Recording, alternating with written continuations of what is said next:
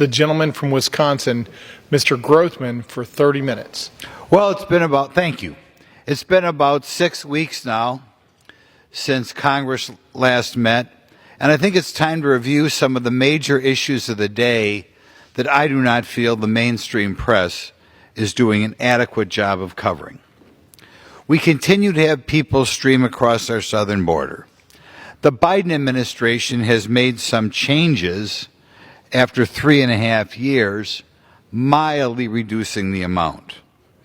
Nevertheless, in the most recent month available, we still have an estimated 145,000 people crossing the southern border per month. It's not difficult to go back to when the prior administration, and find monthly numbers 4 years ago of about 8,000 people a month. You can say that's due to COVID, but if you go back even before COVID, you would have monthly figures of about 11,000 people crossing the southern border. So we go 11,000 to 145,000, and that's despite the fact that we're pausing, waiting for another 30,000 a month to cross as they redo their parole programs. So you have an extra 30,000 from Cuba, Haiti, Nicaragua, and Venezuela. And in addition to that, we have another 7,000 a month in another program coming across from Afghanistan. Why do we not talk more about this, the scope of the problem? That we have 10, even after the reduction, 10 or 12 times as many people crossing the southern border compared to the last administration. And that's just the numbers coming here. In addition to that, we have the human tragedy of people coming here. The people drowning in the Rio Grande, which they don't report. The people drowning in the Pacific Ocean, which they don't report. The people dehydrating in the Arizona desert, which they don't report.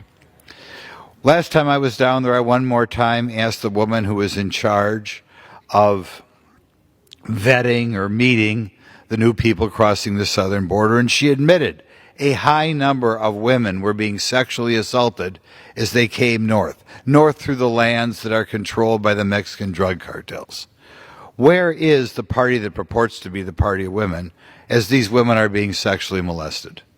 These are issues that should be daily covered in the newspapers of this country, but the scope of the problem is not covered. There is no reason why this 140,000 a month, 150,000 a month should not be reduced down to 10 or 11,000 a month as it was 4 years ago. I would like to see a little bit more coverage by that in the newspapers. The next thing that should be talked about, while we were out, Mark Zuckerberg talked about the degree to which he was leaned on to restrict speech in his business. You know, freedom of speech is something a lot of us have taken for granted, although I'm a little bit afraid that the average American is beginning to waver on their commitment to free speech. Nevertheless, it's something that should be brought up as we head towards the elections in November. Is it appropriate that Mark Zuckerberg's huge company, one of the most wealthiest people in America, should be leaned on by the federal government to restrict free flow of information? And by the way, the more this happens, the more the American public begins to accept it, which is really scary. Share of U.S. adults who say the federal government should restrict false information, and of course, who's going to determine what false information is, has gone up from 40% to 55%. Over half of Americans think the federal government ought to weigh in on restricting false information. I think this is particularly a problem, sadly, with the Democrat Party. When I was a child, the Democrat Party prided itself on unfettered free speech, and they got into things like pornography and that sort of thing. Now, it becomes the Democrat Party more who is in favor of restricting speech compared to Republicans, 70% to 40%. Americans have to wonder, do we want to turn this country into a country more similar to the Soviet Union or Maoist China, in which the government decides what is truth and what is not truth? This is one of the things that makes America unique, one of the reasons why we're proud to be an American, and now people are beginning to say that this is perhaps not a good idea at all.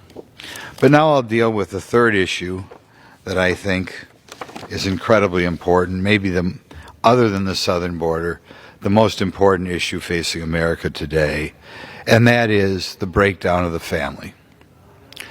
There have always been people always say, mom and apple pie, everybody's favorite, pro-family, and wish they could have a mom and a dad at home.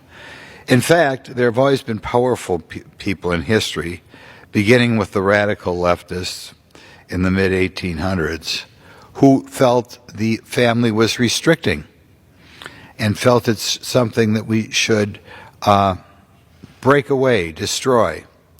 This is one of the things that began to come out of the French Revolution in the 1780s. And to this day, some people view the French Revolution as something that should be looked upon favorably. In 1848, Karl Marx, and many people read Karl Marx to this day, believed that there was a need to abolish the family, and he put that in the Communist Manifesto.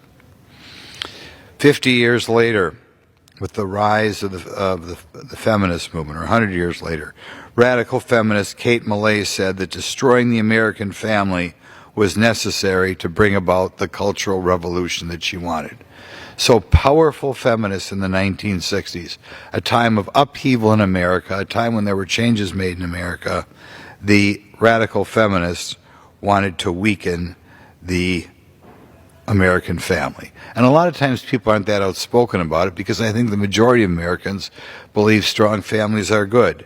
But there is a small minority, but very powerful minority, who wants to break down the family. Angela Davis, powerful radical, well respected by the hard left in the 60s and 70s and 80s, came out against the traditional family. Later on, Black Lives Matter, which exploded on the scene about 5 years ago, called for an end of the Western prescribed nuclear family structure. Think about all the businesses that gave money to Black Lives Matter.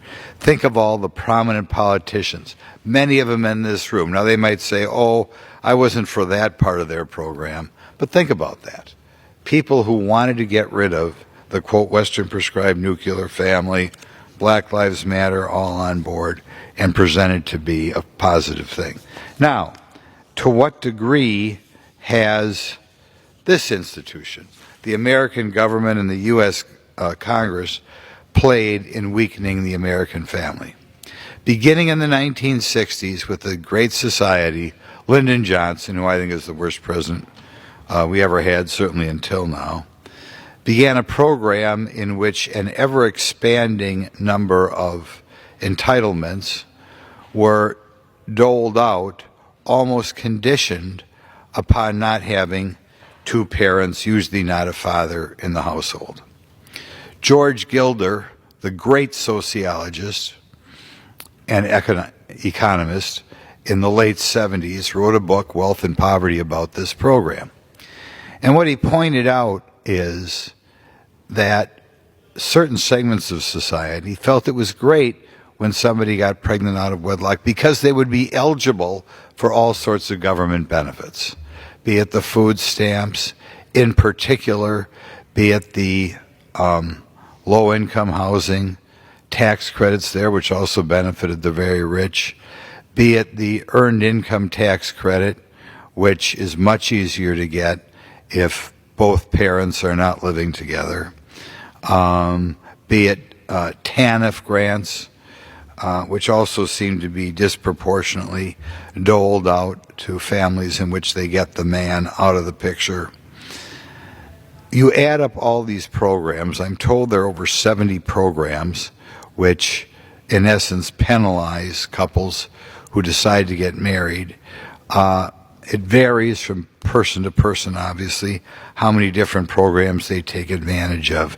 But it's certainly not unusual to have people suffer a $20,000, say, penalty if a couple who have had a child get married rather than living apart. Perhaps in the first couple of years of these programs, people were not aware of the effect of them, but they have unquestionably, over the next 40 years, next 30 to 40 years, greatly reduced the number of children without a mother and father at home. There was some progress made during the Clinton administration when Newt Gingrich forced Bill Clinton reluctantly to pare back some of these programs. But the programs are taking off again.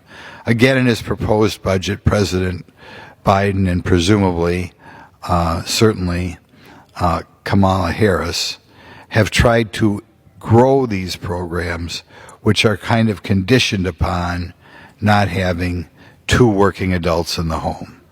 I hope the press talks about this marriage penalty and forces our candidates to take a side one way or the other as to whether this is a good thing or a bad thing. But in any event, it has fundamentally changed the American family. I think in many ways it has made America a less livable place since these programs went into effect, since the Great Society went into effect. And the question is, should Congress, when they return in January, consider the fact that we are spending so much money to try to destroy the nuclear family, as the great feminists thought we should, as Karl Marx thought we should, as the French revolutionaries thought we should? Or should we step back from these programs, try to tailor them a little bit more, not to display the hate for the old-fashioned American, westernized nuclear family? I would hope that we would get some commitments that we are going to look at these programs.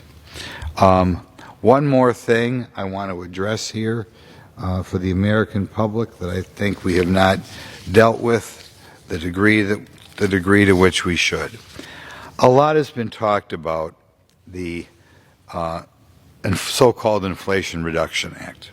For whatever reason, as we write the history of the last 4 years in this building, we have focused on the Inflation Reduction Act, but not on other acts that also passed during that time period that are responsible for the huge amount of inflation that Americans are dealing with.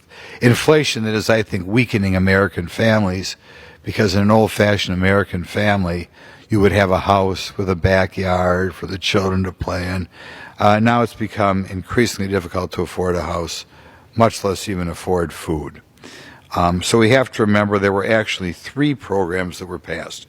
Under normal circumstances, every year in this institution, we pass a regular appropriation bill, or what people back home would refer to as a budget bill, of about $1.7 trillion.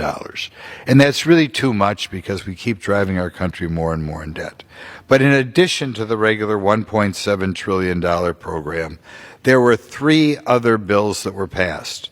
An American Rescue Plan of $1.8 trillion, an infrastructure bill, and a few Republicans, irresponsible Republicans, voted for that as well, of $1.2 trillion, and an Inflation Reduction Act of another $1.2 trillion. What's not reported on and should be reported on is outlandish as these spending bills were. The Inflation Reduction Act was originally called the Build Back Better Act, and that asked for $3.5 trillion. If it weren't for the Democrat senator from West Virginia paring that $3.5 trillion down to $1.2 trillion, it would have been literally $2 trillion more. I think Congress ought to be asking the people, or the press corps, our slumbering press corps, ought to be asking the people of this building, do you wish that that act, which started out at $3.5 trillion and was reduced to $1.2 trillion, should we be adding another $2 trillion to that figure or not? Do you think it was a good or bad thing that Senator Manchin wound up weighing in and reducing that act to a still irresponsible $1.2 trillion. But I think it's important for the American public to know there was not reticence among the Democrat Party in passing it. They wanted a significantly more spending amount, and I can't imagine what the cost of a house or the cost of a dozen eggs or whatever would have been had they gotten that $3.5 trillion that they all seemed to want at that time. In any event, we've covered 5 other issues today, 5 issues that all candidates should be asked to respond to, issues that the press corps should be bringing forth so that they force Congress here to deal with these issues. I think when our forefathers wanted a free press, they anticipated the press doing a little bit of work on their own. So we hope that when we return next week, we read a little bit more on the difference in immigration laws or immigration people coming across our southeastern border between today and where we were at 4.5 years ago. I wish we would have more discussion as to whether penalizing people over $20,000 per couple for getting married is good public policy. I think we should be asking people, if they come back here next January, are they going to want to add the other $2 trillion that Senator Manchin pulled out of the Inflation Reduction Act or Build Back Better Act? And is there concern as a growing number of Americans, including, by the way, the Biden administration, who apparently leaned on Mark Zuckerberg to restrict free speech, are we going to see any more of this from those politicians who get reelected and are returned here in January? So hopefully over the weekend, some of these members of the press corps can wake up and cover these issues. But now I would like to yield